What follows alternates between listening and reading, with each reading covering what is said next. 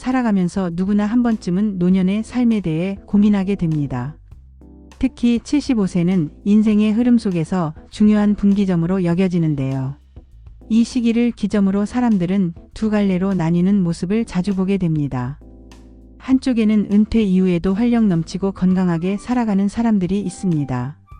여행을 다니고 사람을 만나며 여전히 자신의 일상에서 큰 만족을 느끼는 이들이죠. 반면 다른 쪽에는 건강이 점점 나빠지고 사회와의 관계가 단절되어 홀로 외롭게 지내는 사람들도 있습니다. 그렇다면 우리는 어떤 선택을 해야 할까요? 당연히 건강하고 활기찬 삶을 원하는 이들이 더 많겠죠. 그렇다면 어떻게 해야 남은 노후를 더욱 행복하고 건강하게 보낼 수 있을까요?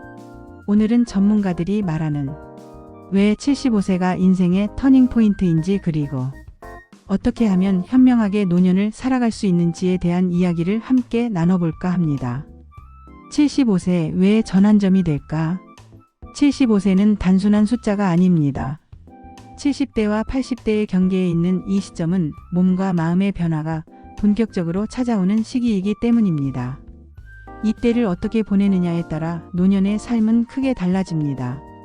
첫째, 정신 건강이 좌우하는 삶의 질. 나이가 들면서 기억력 저하는 자연스러운 현상입니다. 그러나 신체 건강만큼이나 중요한 것이 바로 정신 건강입니다. 젊었을 때는 바쁘게 살다 보니 중요성을 실감하지 못할 수도 있었겠지만 노년에는 정신 건강이 삶의 질을 결정짓는 핵심 요소가 됩니다. 노년기에는 외로움과 스트레스, 우울감이 치매나 기타 심각한 질병을 유발할 수 있습니다. 그래서 꾸준히 정신 건강을 관리해야 하죠. 충분한 수면, 균형 잡힌 식단, 그리고 무엇보다 꾸준한 사회적 관계 유지가 큰 도움이 됩니다. 누군가와 꼭 직접 만나지 않더라도 메시지 한 통, 짧은 통화만으로도 외로움을 덜 수 있습니다. 여기에 더해 취미를 갖거나 운동을 하는 것도 정신 건강에 큰 보탬이 됩니다. 둘째, 몸의 건강을 챙겨라. 75세 이후 건강관리는 생존과 직결됩니다. 건강검진을 꾸준히 받고 심혈관 질환이나 인지, 기능 저하, 골다공증 같은 주요 질환을 미리 체크하는 것이 좋습니다. 예를 들어 심장 초음파 검사나 인지기능 검사, 골밀도 검사는 노년기에 특히 유의해야 할 항목입니다. 그리고 운동. 노화로 인해 신체 능력이 저하되지만 가벼운 산책부터 유산소 운동, 균형 잡기 운동, 근력 운동을 통해 충분히 예방할 수 있습니다. 특히 균형 운동은 낙상을 막고 독립적인 일상생활을 지속하는 데 필수적입니다. 셋째, 인간관계는 필수다. 노년의 외로움은 단순한 감정 문제가 아닙니다. 실제로 외로움은 심장병이나 치매 위험을 높이고 심하면 사망률까지 증가시킵니다. 하루에 적어도 3사람과 짧게라도 대화하는 것이 중요하다는 연구도 있습니다.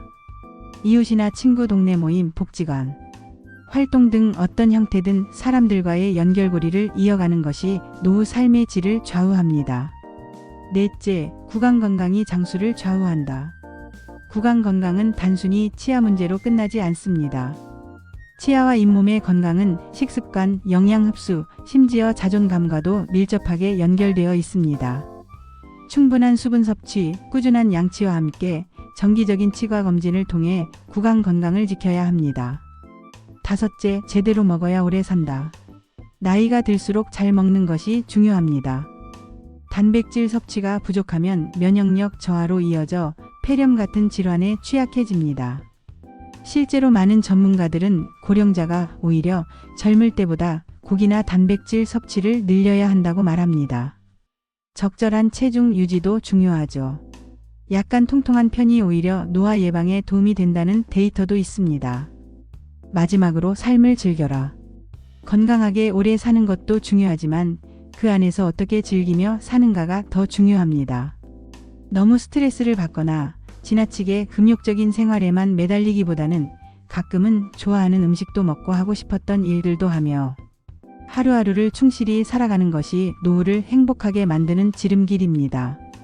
오늘을 살아가며 작은 것부터 실천하는 것, 그것이 곧 내일의 삶을 더 밝고 건강하게 만들 것입니다.